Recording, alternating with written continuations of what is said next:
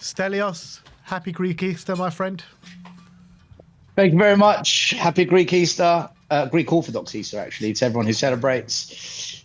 And here I am, people. Here I am. How are you, Ben? How are you doing? I am fantastic, my friend. I'm absolutely fantastic. Fantastic. Talk to me. What did the De Zerbi show you today?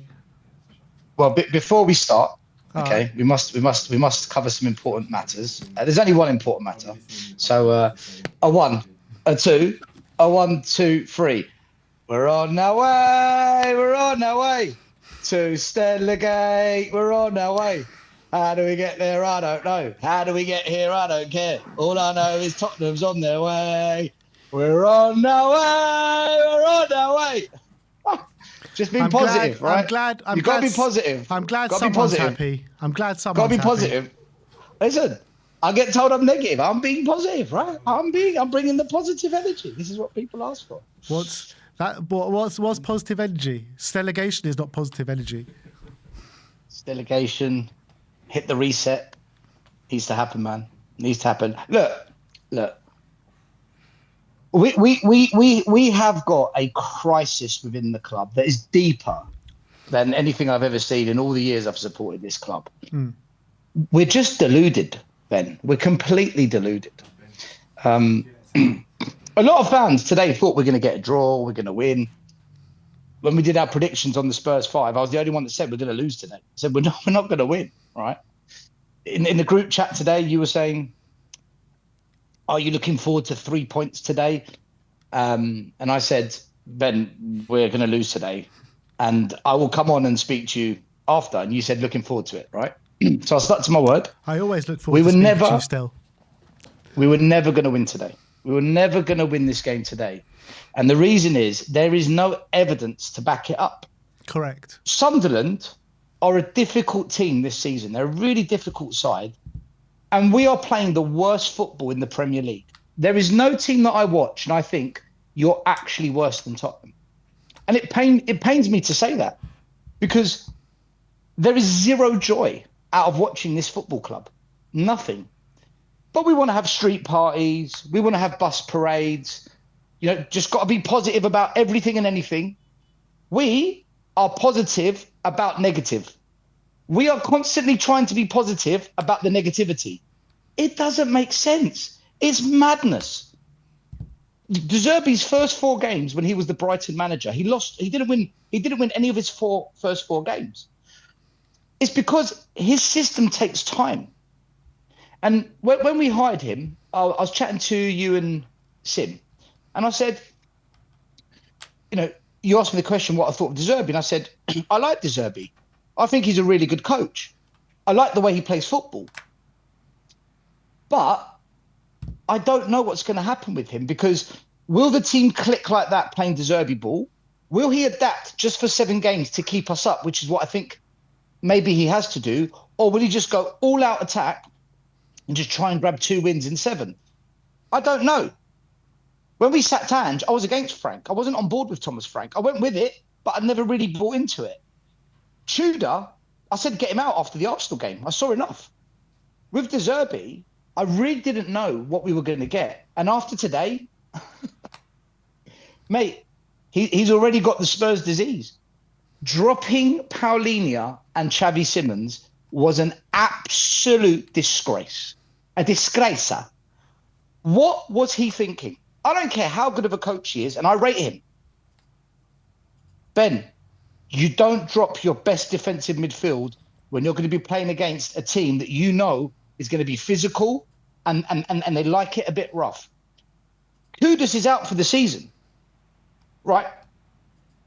Without him, we don't really have much creativity. What you don't do is then take the next most creative player and put him on the bench as well. So you sucked the defensive midfield out of the team. You sucked the attacking creativity out of the team. As soon as I saw the starting lineup, I went on Football Heritage TV. I said, listen, De Zerbi's lost the plot. He's fucking lost his mind already. I don't know what he's doing. And I'm not scared to say it because I don't care, Ben. I just don't care anymore. I'm not going to jump on some positive energy for the sake of it. I'm not going to blow smoke up people's backsides just to look good. I'll say what I see. I like De Zerbi. I'm very happy that he's the Spurs manager if we're going to build a project. If we're actually going to build a project, I like the idea of De Zerbi. But for 7 games to keep us up, I've got no idea what he's going to do. But based on today, that was shocking. Look at the goal they scored, Ben. It came right down the middle, exactly where Paulinho should be.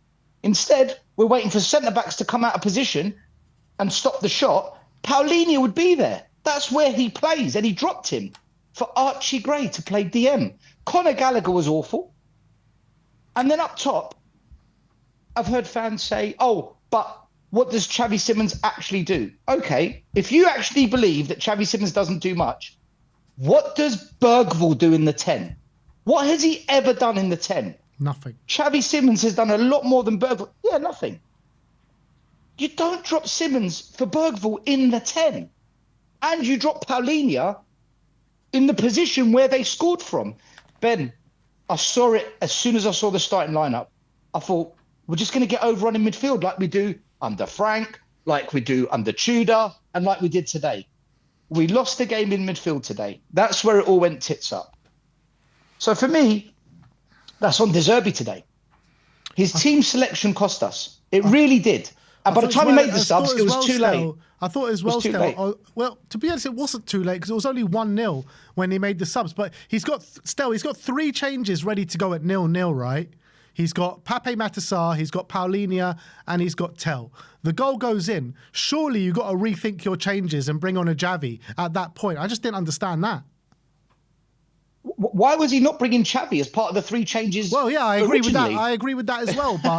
But when he's made his decision, right, to bring those 3 players on, if the goal goes in, surely you've got to rethink it. Listen, of course you do. Of course you do. You rethink it when you see you're losing control of the game, which we never really had. Again, I don't understand. It's as if managers come to Spurs and whatever they're really good at, they forget and they just become something very different. Frank came to Spurs and became something different. Tudor, I don't know what he was about before he came to us. De Zerbi today, I had no idea what we were doing, Ben. What have we... We've had 10 days... No, how long? We've had 3 weeks off. We've had De Zerbi for what? A week and a half? 2 weeks? Something like that? About 10 days, I think it is, yeah. What were we doing for 10 days? What was the team doing for 10 days? I saw nothing different. Nothing. Same stupid tactics, same stupid formation, same stupid starting lineups. Again, Mawani on the wing. Stop playing Mawani on the wing. He can't do it. Mawani's not a winger. It's ridiculous. But the reality is formation, manager changes, all of this is all bollocks. It doesn't mean anything if the players can't show the fundamentals, if the players can't fight, if the players can't put the challenges in, if the players can't win their duels. All this formation bollocks don't mean anything. You're absolutely right. You're absolutely right, which is why I said if Spurs... So I came on after we lost to Nottingham Forest, and my comments were, if West Ham beat Wolves on the Friday and we drop into the bottom 3, I don't think we'll beat Sunderland because we won't handle the pressure. And if we fall into the bottom 3, we're going to stay there. So in that respect, you've got a good point. Because I did say, if we drop into the bottom 3, we're not beating Sunderland. And you look around us. I mean, Ben, you look around us, man. West Ham battering Wolves the way they did. West Ham coming back from 2-0 down against Leeds to take it to penalties in the FA Cup. Leeds against the adversity of being 2-0 up, then back to 2-2, but still managing to have the mentality to win the penalty shootout. Nottingham Forest coming back from 1-0 down today to get another point. Crystal Palace 1-0 down to come back and win 2-1. Palace, Leeds, West Ham, Nottingham Forest, they've all got fight. They're all showing fight and hunger. I don't see it from Tottenham. No. We're shot to pieces, man. There's nothing there. And I go back to Enoch because chopping and changing managers, chopping and changing projects, chopping and changing systems, philosophies, crap transfer windows, and to not bring in attacking reinforcements in January You've seen what West Ham did. West Ham, they went and bought some attacking players. It's galvanised them. It's completely changed their fortunes. They backed Nuno. We did nothing. Conor Gallagher's an absolute waste of money. Weekend. There you go. Conor Gallagher's a waste of money. Absolute waste of money. And how much is he on? 250, 200 grand a week? I think the actual figure's about 160, but yeah. Even that's too high. What does he do? So this is why I said, can we not do these bus parades? Can we not do these street pies? Can we protest, please? Can we just freaking all turn against ENIC once and for all and stop this merry-go-round of, oh, but this is going to change. Oh, but this is going to happen. Oh, but our fortunes will change. Oh, but this manager's going to do this. Oh, but this player's back. Can we just stop all this madness and just once and for all turn against this wretched board? Because part of me feels sorry for De Zerbi because it's not his fault, right? I don't blame De Zerbi for the situation we are in. But Ben, that starting lineup today, as much as the team is struggling, as much as we're shot, at least start your best players. How can you not start Paulinho? I think if we start Paulinho today, it finishes 0-0. I think we get a point. I think we get a point. I really do. I really mean that, Ben. I was saying before the game, right, that we need to play our best players in their best positions, right? No square pegs in round holes, no Richarlison out wide, no Muani out wide. Let's just get our best players in the best position, and that probably means don't play with wingers at all. Go for a 3-5-2. Play with 2 strikers, playing 3 in midfield. Go for a wing-back system and play 3 at the back. That's the only formation, I think, where we can get our best players in their best positions. I totally agree. But like I said to you, Ben, for some reason, managers come to this club and this disease takes over them and they start doing things that you question. You know, I questioned Tudor on day one saying, there was so much wrong with what Tudor did on day one. I questioned Frank in his first competitive game in the Super Cup final. I said, Frank cost us that game. His substitutions were a joke and I got laughed at. I'm saying it today, Ben. De Zerbi's team selection was ridiculous. And I like De Zerbi. I really want him to work at Tottenham. He's my kind of manager. But again, they come to Tottenham and this illness possesses them. And they start doing weird stuff. They start making decisions that don't make sense. And then we lose the game. And you think, well, are we going to blame the manager or are we just going to blame the players? But it keeps happening. Every manager that comes here starts doing really strange things. And I don't know, man. I'm actually beginning to believe we're cursed. We've been cursed for a long time still, yeah. A long, long time we've been cursed for. But I just want to go back to your point about the parade and stuff before the games and all that kind of stuff. Like, for me, I get, you know me, I've been at most protests since they started. Yeah. I'm completely anti the board. I want to get them out as much as anyone else does at this moment in time. However, I am one that thinks that we have no chance to stay up if we're going to, be negative in the stands. And I think that positivity, I don't even think being positive is, a guarantee to stay up. I'm not even that deluded to say that. But I think it gives us that slight more chance that maybe they can get a bit of confidence from the stands. We haven't seen it as of yet. But Everton, when they were doing all the parades and stuff before the game, they lost their first game 4-1. But they didn't stop there. They carried on going. They ended up staying up. And the fans were the 12th man in all their home games. So I think that the Spurs fans need to carry on backing the team and carry on moving forward with it. I'm not saying don't back the team. I'm saying don't stop the protests. Don't stop the heat on ENIC. Romero came out in January. And he fired shots at the board. Romero fired shots at the board. And half our fan base had a go at Romero.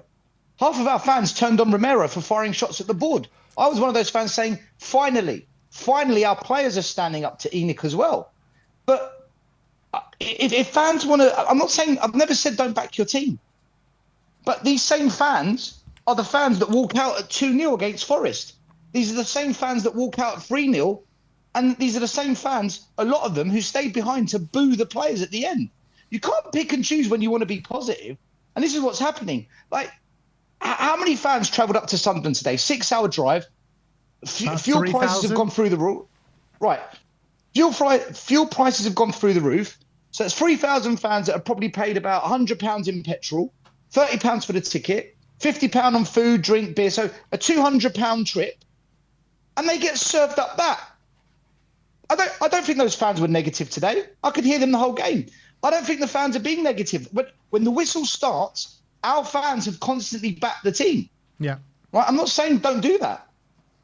What I'm saying is we've got to unite against this ownership at the same time, because every week we don't protest, they get a free pass. They get away with it. There's no pressure on this ownership.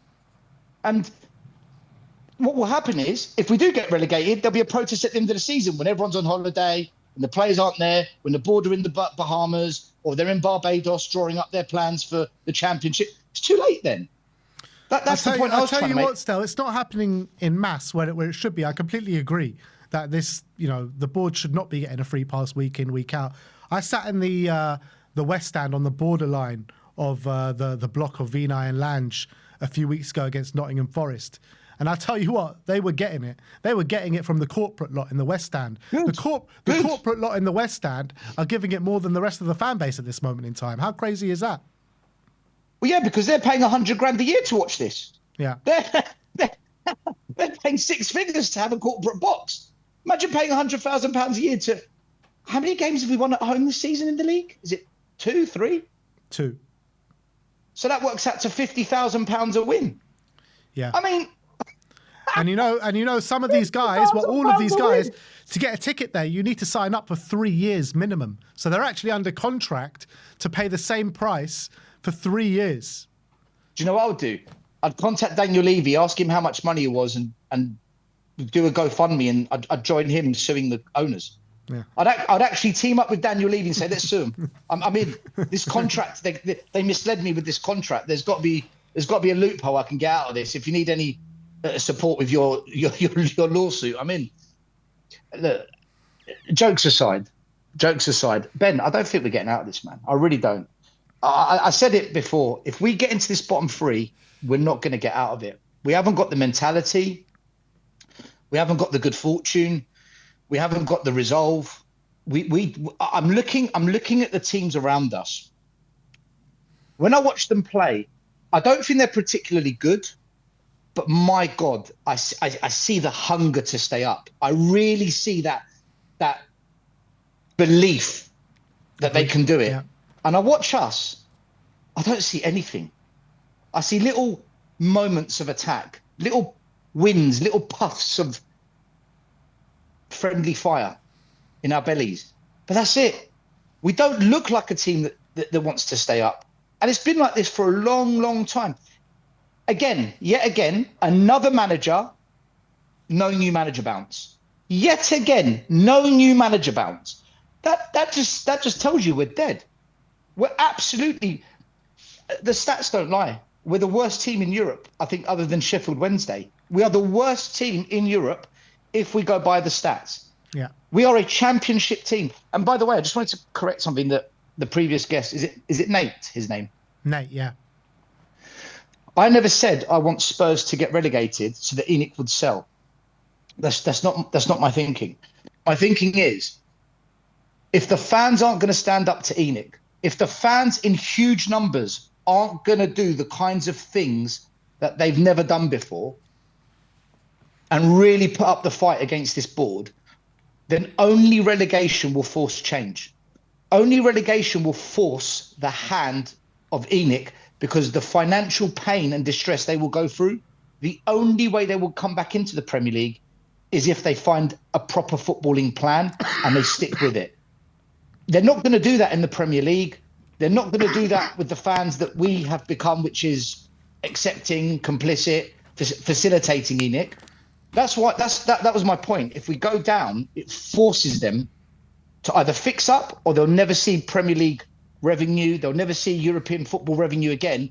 And all those 25 years of hard work to take Tottenham from where they bought the club to where it is now, it will all diminish very quickly, and all that hard work will go out the window, and they're the ones that will feel the most pain, because it's their pockets. And to answer the question that you asked, Nate, I think there was a question, how long do you think it will take for Spurs to come back up? He asked us, yeah. He asked you, yeah. As long as it takes. 1 year, 2 years, 3, until there's a proper footballing plan where football comes first, where they actually start giving the academy kids We'll be a down proper there for chance. a while, Stel. We'll be down there for a while. And do you know what? Do you know what, Ben? Pochettino, Sammy, you better clip this for your shorts. Okay, this is a big one. I'm going to land the minerals now. Pochettino said we need to go for a painful rebuild. We've got a beautiful house, but we don't have the furniture. Proper football clubs, like the scum down the road. By the way, if they bottle the quad, I'm gonna come back and just do a parade. I'm gonna create some kind of parade. Up, by the way. Listen to me. If the quad bottle is on, the quad bottle is on. Never been seen before. You think you know me? You're going to see things from me you've never seen before if they do it. I'm telling you, you haven't seen anything yet. If they blow it, we are having a North London is ours parade. We are going to have a North London is ours parade. In the championship, yeah? Wherever. Championship, the moon, North London, wherever. We're going to celebrate something. We are going to celebrate something this year, right? We are going to find something to celebrate.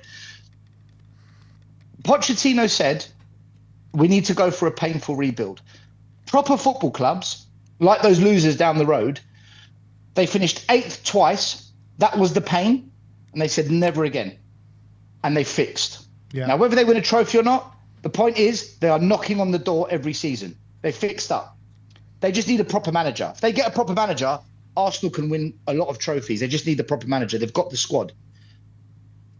We don't want the pain of finishing mid-table 17th to wake us up.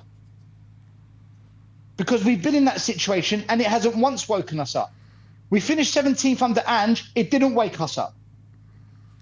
We were in a relegation fight, or we were sinking towards it back in January. Did we back the manager?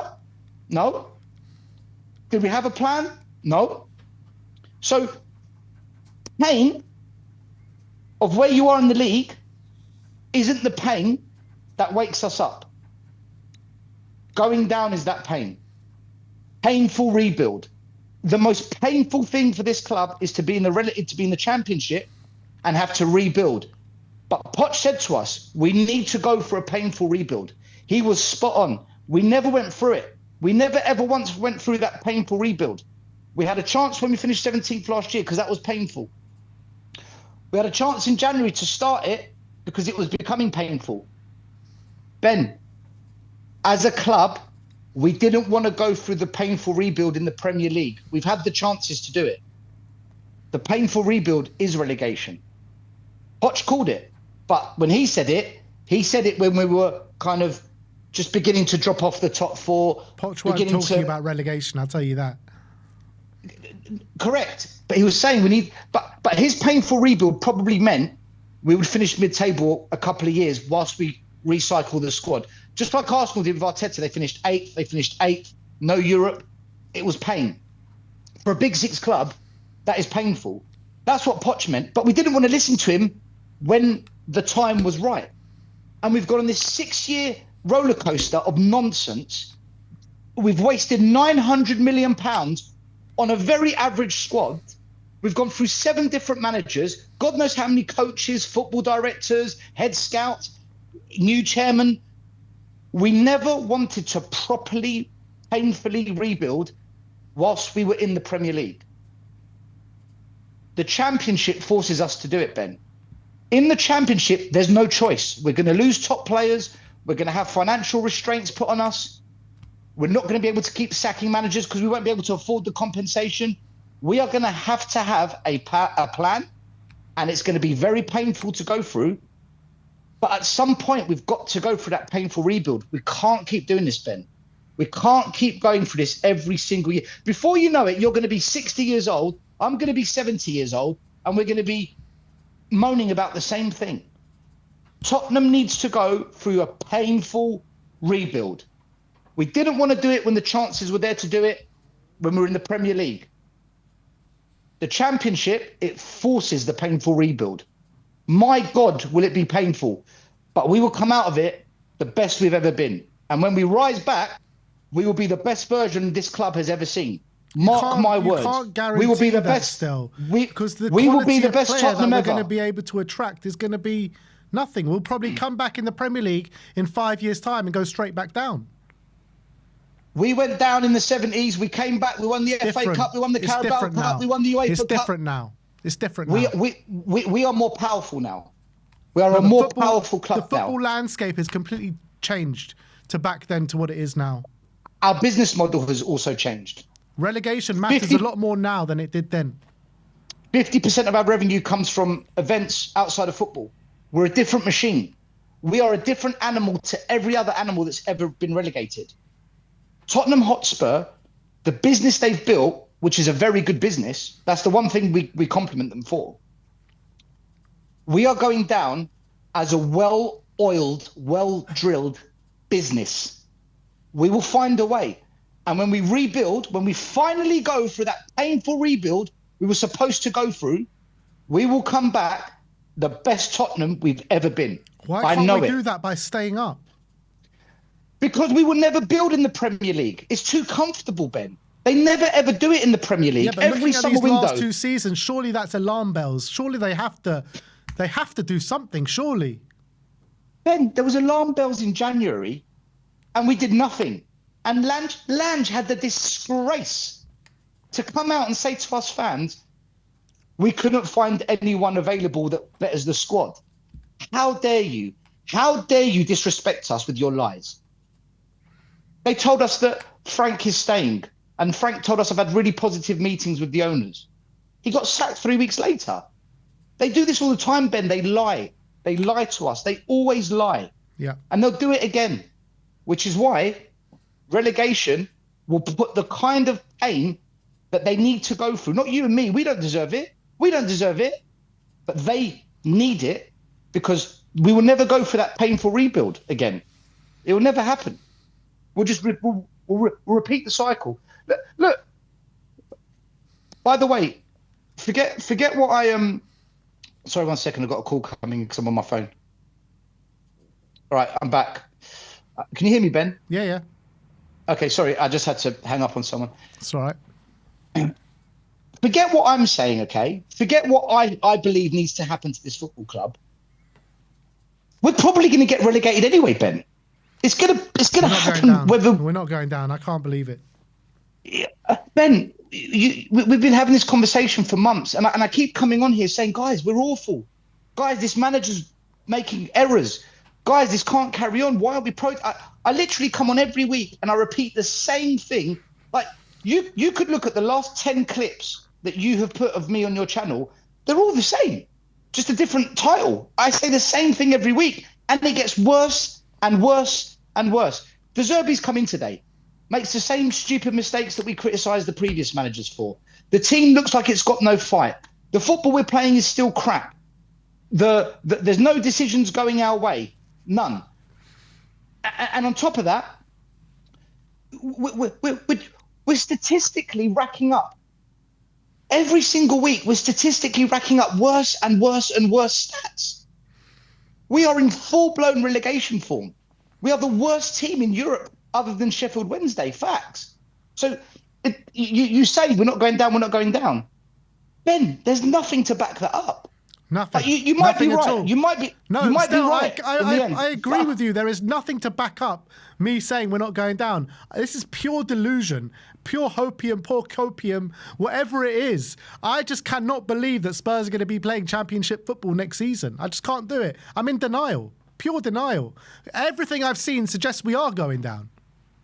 I don't think we're going to win another game this season other than Leeds United at home. I think we'll beat Leeds United at home, and that's it. I don't think we're going to beat Wolves away. I don't think we're going to beat Brighton next home game. I don't think we'll beat Villa away. Definitely not going to beat Chelsea away. Everton last game of the season will be a draw. I think at best we get 1 win and 3 draws. 6 points is the most we will get. I said 8 points on the Spurs 5 on Monday. And that included losing today because I predicted we'd lose. I'm downgrading it to 6. How many points do you think we need? 6 points. How many points do you think we need to stay up?